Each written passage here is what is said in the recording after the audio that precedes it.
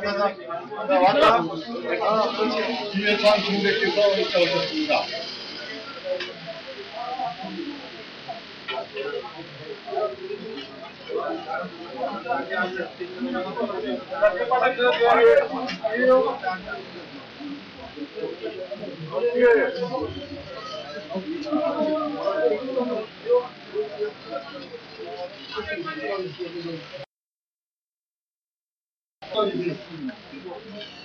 오늘 한번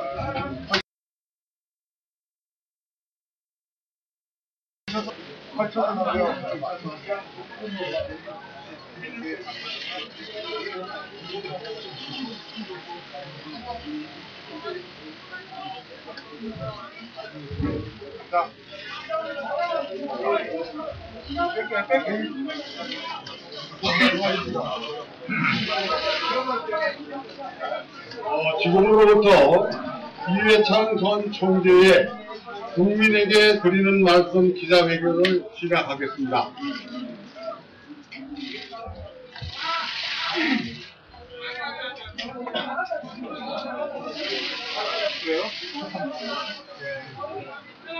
사랑하는 국민 여러분, 저는 오늘 그동안 몸담았던 한나라당을 떠나 이번 대통령 선거에 출마하고자 합니다. 지금으로부터 5년 전 대선 패배 후 저는 국민 여러분께 엎드려 용서를 빌고 정치에서 물러나겠다고 말씀을 드렸습니다. 국민 여러분이 그토록 소망했던 정권 교체를 이루지 못한 큰 죄를 지었기 때문입니다. 그런 제가 오늘은 스스로 국민 여러분께 다짐했던 약속을 지키지 못하게 된 것을 말씀드리려고 합니다. 지금 이 순간 제 인생에 있어 가장 처절하고 비장한 심정으로 이 자리에 섰습니다. 국민께 드렸던 약속을 지키지 못하게 된 데 대해 진심으로 엎드려 사죄드리고 용서를 빕니다. 사랑하는 국민 여러분, 저는 지난 2002년 한나라당이라는 거대한 조직과 체제로 선거를 치렀습니다.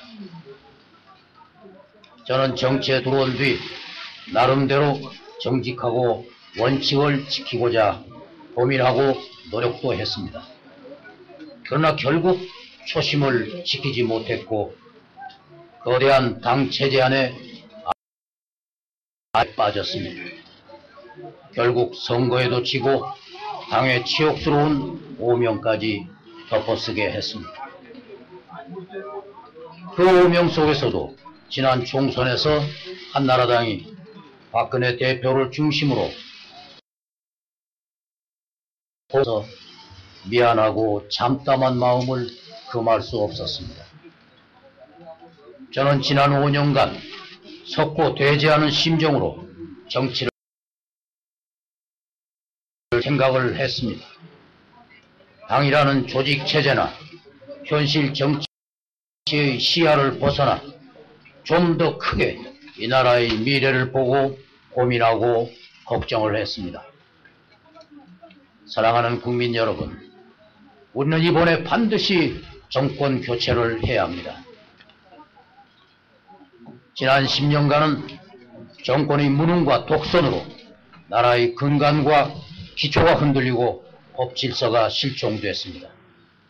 큰 소리와 떼쓰기가 활개치고 법과 원칙을 지키는 일이 바보짓이 됐으며 거짓과 변칙이 유능한 것으로 통하는 그런 세상이 되어버렸습니다. 산업화와 민주화의 기적을 이룩한 토대가 되었던 자유민주주의와 시장경제의 가치가 크게 흔들렸습니다. 원칙 없는 대북정책으로 북한은 핵실험까지 하면서 핵보유국으로 행세하고 있습니다. 우리 안보의 보루였던 한미동맹은 존폐의 기로에 서 있습니다. 경제는 동력을 잃고 일자리는 줄어들고 공교육은 붕괴되고 있습니다. 없습니다. 지난 반세기 우리 국민의 피와 땀과 눈물로 이룩한 대한민국의 신화가 사라질 것입니다. 우리는 동북아의 변방 국가로 전락할 것입니다. 우리는 이번 대선에서 반드시 좌파 정권을 바꿔야 합니다. 사랑하는 국민 여러분, 저는 한나라당의 후보가 정권 교체를 향한 국민의 이러한 열망에 부응해 주기를 간절히 바랬습니다. 그러나 한나라당의 경선 과정과 그 후의 상황을 보면서 저는 이러한 기대를 덮지 않을 수 없었습니다. 정말 정직하고 법과 원칙을 존중하는 지도자만이 국민의 신뢰를 얻고 국민의 힘을 모을 수 있습니다. 물론 완전한 사람은 없습니다. 누구나 잘못을 저지를 수 있지만 정직하게 잘못을 인정하는 정신과 용기만 있다면 국민은 신뢰할 것입니다. 그런데 지금 국민은 한나라당 후보에 대해 안타깝게도 이 점에 관해서 매우 불안해하고 있습니다. 충분한 신뢰를 보내지 못하고 있습니다. 국민의 신뢰를 얻지 못한다면 정권 교체 자체도 어려워질 수밖에 없습니다. 정권 교체만 하면 된다. 대통령이 누가 되더라도 정권만 바뀌면 나라는 바로 잘 될 수 있다. 이렇게 생각하는 사람들이 있습니다. 그러나 이러한 생각은 환상이고 매우 위태로운 생각이라고 생각합니다. 정권은 반드시 교체해야 합니다.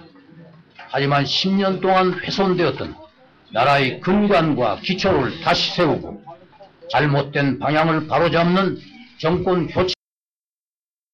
교체가 되어야지. 그렇지 못한다면 정권 교체가 무슨 의미가 있겠습니까?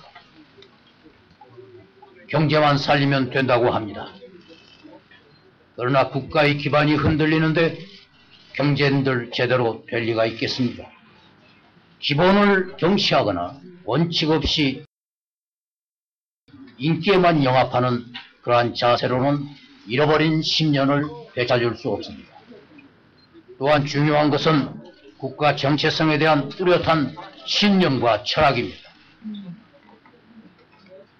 거짓 없이는 이것 없이는 위기에 대한 대한민국을 구할 수가 없습니다. 그런데 이 점에 대해 한나라당과 후보의 태도는 매우 불분명했습니다. 북핵 폐기와 무관하게 대북 지원을 하겠다는 한나라당의 평화 비전에 대해서는 이미 제가 비판한 바 있습니다. 북한의 핵실험이 실패로 판명난 햇볕 정책을 고수하겠다는 후보의 대북관도 애매모호하기는 마찬가지입니다. 이렇게 모호한 태도로는 북핵 위기의 해결도 한반도의 진정한 평화 정착도 기대될 수 없습니다. 이것이 바로 제가 출마를 결심하게 된 근본 이유입니다. 사랑하는 국민 여러분, 저 이회창에게 기회를 주신다면 저는 잃어버린 10년의 시대를 반드시 끝낼 것입니다. 나아가 1987년 이후 지금까지 지속된 20년 체제를 넘어서 최소한 향후 50년간 이상은 지속될 수 있는 국가의 새로운 틀을 마련하기 위해 대대적인 개혁에 착수할 것입니다. 헌법 개정을 포함한 과감한 정치개혁과 권력구조 개편도 그 대상이 될 것입니다. 대북정책 그리고 외교정책을 근본적으로 재정립할 것입니다. 무너진 한미동맹을 복원해서 건전하고 미래지향적인 동맹관계로 발전시킬 것입니다. 땅에 떨어진 국가기강을 바로 세우는 법치의 혁명을 이루어낼 것입니다. 시도 때도 없이 고속도로를 점거하고 도심의 도로를 점령하여 교통마비를 가져오는 일은 저 이회창은 용납하지 않을 것입니다. 대한민국 군인들을 공격하거나 젊은 정경들에게 쇠파이프를 휘두르는 자들은 공공의 적으로 법에 따라 엄단하겠습니다. 우리의 기업들이 마음껏 뛸 수 있도록 하겠습니다. 그러나 수단 방법을 가리지 않고 성공만 하면 된다, 돈만 벌면 된다, 한식의 천민 자본주의는 안 됩니다. 정정당당하게 책임을 다하고 이웃을 배려하는 따뜻한 시장 경제를 만들겠습니다. 힘없는 약자, 저소득층, 그리고 소외된 사람도 다시 일어설 수 있는 경제 공동체가 되어야 합니다. 우리 젊은이들의 일자리 고민을 덜어주는 대통령이 되고 싶습니다. 세계 속의 선진국으로 도약하기 위해 획기적인 교육혁명을 추진할 것입니다. 무너진 공교육을 일으켜 세우고 사교육 재앙으로부터 가정을 되찾아주는 교육혁신을 하겠습니다.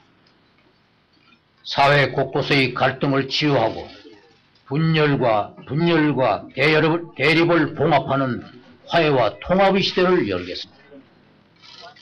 과거의 일은 그것으로 매듭 짓고 과거가 미래의 발목을 잡는 일이 결코 없도록 할 것입니다.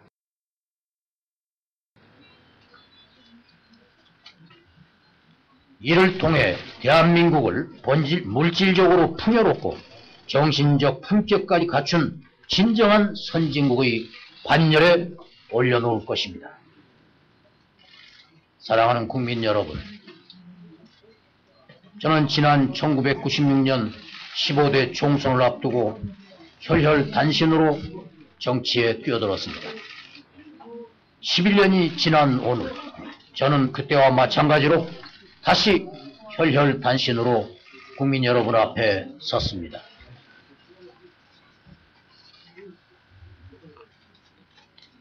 저는 모든 것을 다 버렸습니다. 저에게는 정당과 같은 조직의 울타리도 없습니다. 평생을 지켜왔던 개인적 명예와 자존심조차 다 버렸습니다. 이제 저에게는 아무것도 남아있지 않습니다. 그럼에도 저는 이 험난한 가시밭길을 가보려고 합니다. 짓누르는 이 두려움과 가슴이 찢겨지는 범민 고통을 안고 저는 이 길을 가고자 합니다. 반드시 정권 교체를 이루기 위해 잃어버린 10년을 되찾아 무너진 이 나라를 바로 세우기 위해 이 길이 제가 가야 할 길이라고 확신하기 때문입니다. 사랑하는 국민 여러분, 그리고 한나라당 당원 동지 여러분,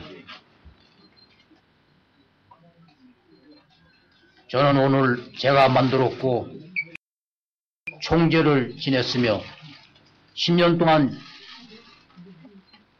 저희 분신처럼 아끼고 사랑했던 한나라당을 떠납니다. 두 차례의 대선에서 저를 위해 불철주야 뛰어면서 헌신했던 동지들을 뒤로 하고 당을 떠납니다.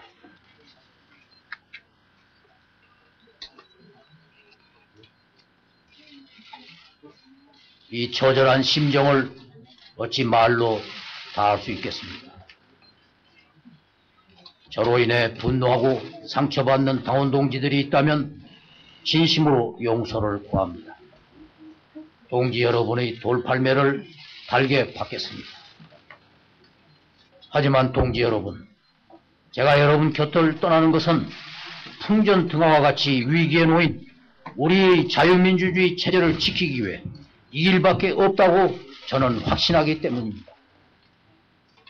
저희 충정을 이해해 주실 것을 간곡히 당부드리면서 우리가 다시 만날 날이 있기를 간절히 바랍니다. 사랑하는 국민 여러분, 어떤 경우에도 국민의 간절한 소망을 제가 좌절시키는 일은 결코 없을 것이라는 것을 분명히 말씀드립니다. 만약 제가 선택한 길이 올바르지 않다는 국민적 판단이 분명해진다면 저는 언제라도 국민의 뜻을 받들어 살신성인의 결단을 내릴 것입니다.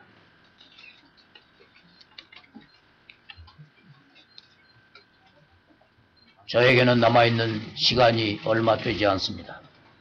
반드시 대한민국을 살리겠습니다. 감사합니다. 지금으로부터 기자단 여러분의 지금 장세가 매우 혼란해서 제가 미리 기자단 기자를 호명하도록 하겠습니다.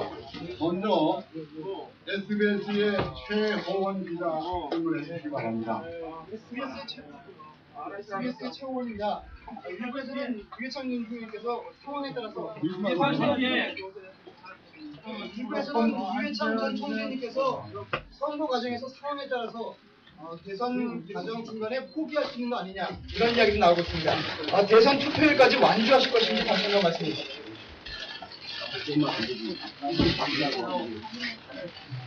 전장에 임하는 장 빠져나오고 있다. 그건 없다. 저는 이렇게 생각합니다. 저도 도중에서 적당히 그만두겠다는 생각으로 나온 것은 아닙니다.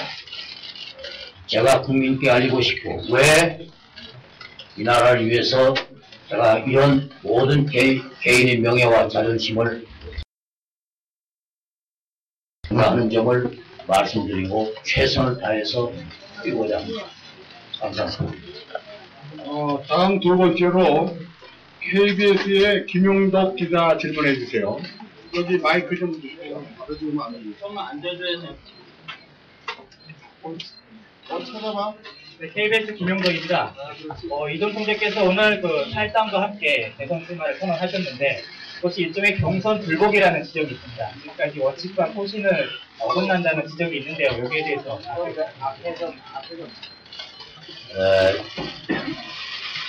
네, 그런 지적이 있는 걸 압니다.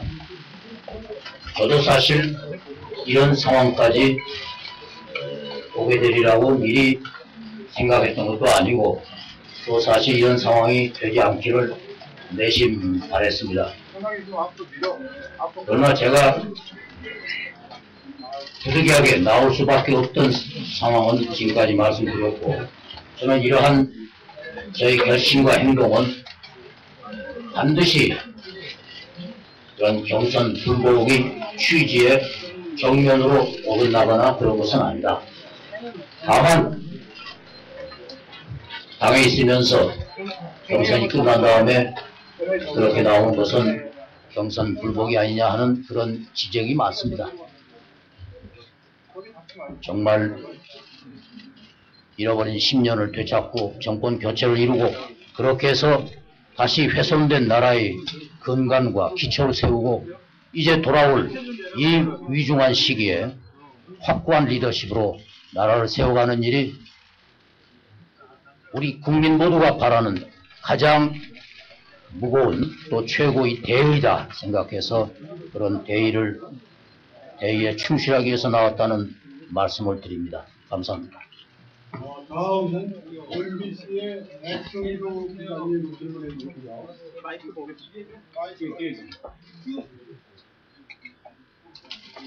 또 MBC의 백승기라고 합니다. 한나라당 이명박 후보와 만일 치열한 대결 기도를 가져가셨을 때 막판 보수 후보 단일화가 그런 걸 염두에 두고 계시는지 또 성사가 가능한지 자세히 말씀해 주세요.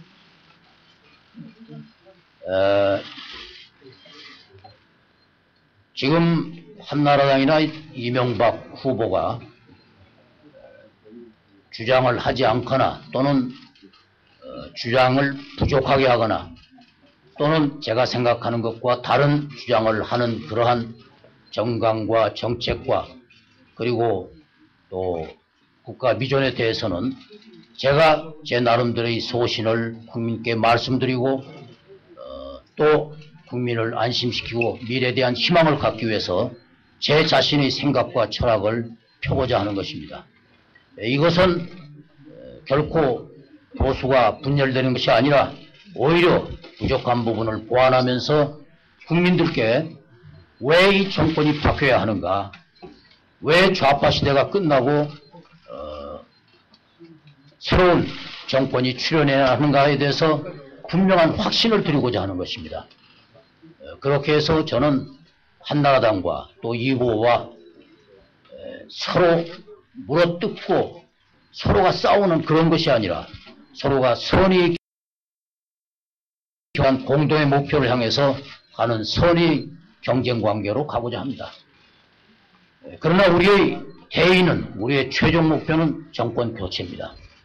아까도 말씀드렸지만은 정권 교체를 위해서, 정말 정권 교체를 이루기 위해서는 이 길밖에 없다는 그런 상황이 올 때는 저는 제 자신이 필요하다면은 살신성인의 결단을 내릴 수 있다는 아까 말씀을 드렸습니다. 감사합니다. 다음 MBN의 최중락 기자님 질문해 주시기 바랍니다. 네, MBN의 최중락 기자입니다. 최근에 여론조사 결과를 보면 박근혜 전 대표와 지지율이 겹치는 것으로 나오고 있습니다. 박근혜 전 대표와의 연대 가능성은 어떻게 보시는지, 그리고 또 앞서서 경선 완주를 하신다고 했는데 당선 가능성은 어느 정도로 보시는지 말씀해 주시기 바랍니다. 우선 당선 가능성은 저는 최선을 다해서 물론 당선하기 위해서 나왔습니다. 박근혜 전 대표와의 관계는 물론 저희 욕심이야 박근혜 대표가 저를 지지하고 또 동조해주면 큰 힘이 됩니다. 그러나 저는 또한 그분의 입장을 이해합니다. 지금 한나라당 안에서 경선 후에 승복하고 그리고 당의 화합을 깨서는 안 될 그런 입장에 있는 그분의 입장을 또한 충분히 이해합니다. 다만 제가 생각하고 또 이 나라를 구하기 위한 그 방향과 신념에 있어서는 저는 박근혜 대표와 크게 다르지 않다고 생각합니다. 어느 날인가 서로가 뜻을 통하고 하는 날이 반드시 있을 것이다. 이렇게 믿고 있습니다. 감사합니다. 다음 YTN의 심정수 기자 질문해 주시기 바랍니다. 예, 좀 빠져주세요. 예, 2002년도 대선이라는 문제에 대해서 여쭙겠습니다. 일단 한나라당 유방훈 상무총장이 대선 단금 투표를 있다는 얘기를 했었고요. 국회의장이라는 운명을 처리 부분이나 아니면 노동자금 문제에 대한 입장을 밝혀주셨습니다. 대선자금 문제는 지금 지적한 부분을 포함해서 지난 검찰에서 조사가 나온 걸로 압니다. 또 제 자신이 검찰에 자진 출두해서 과거에 어떠한 정당 총재도 대표도 당의 정치자금에 대해서 검찰에 자진 출두 조사받은 일은 없습니다. 저는 자진 출두해서 모든 것이 저희 책임이라고 분명히 말했습니다. 이미 조사되고 또 이미 다 알만큼 알려진 사실이라고 생각을 합니다. 감사합니다. 마지막으로 연합뉴스의 김남건 기자님 질문해 주시기 바랍니다. 연합뉴스 김남건입니다. 총재께서 엿새간의 질환 치과 기간에 대해서 여러 가지 무한 억측이 나오고 있습니다. 유럽에서는 서울에 잠시 올라오셔서 김영수 전 의원을 만났다는 얘기도 있고 또 다른 정치를 만났다는 얘기도 있고 계속 지방에는 내려가지 않고 계속 서울에만 머물렀다는 관측도 있습니다. 그리고 당삼자 전 총장이와 더불어 당삼자 전 총장이 앞으로 선거운동에 시장이 돼서 선대위원장이 돼서 출마할 거라는 관측도 있는데 향후 선거 전략도 아울러 함께 말씀해 주십시오.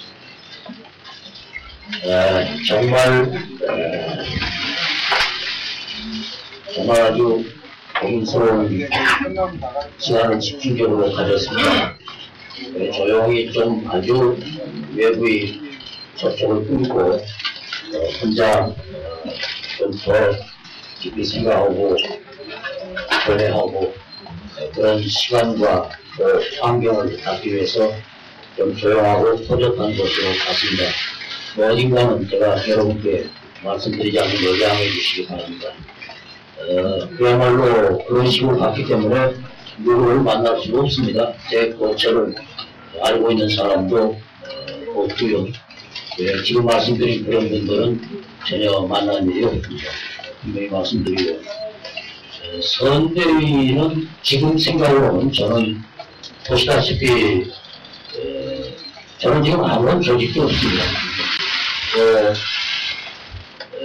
저는 이제 과거 2002년, 97년이나 2002년과는 달리 처음 정치에 들어왔을 때와 마찬가지로 지금 아주 홀로단신 혼자본으로 시작합니다. 그래서 선대위도 크게 이렇게 구성하고 그러지 않으려고 합니다. 필요한 최소한의 이론을 가지고 또 아주 필요한 범위내에서 움직이려고 합니다. 감사합니다. 이제 질문을 종료하고 이회창님의 국민에게 드리는 말씀, 기자회견을 모두 마치도록 하겠습니다. 감사합니다. 감사합니다.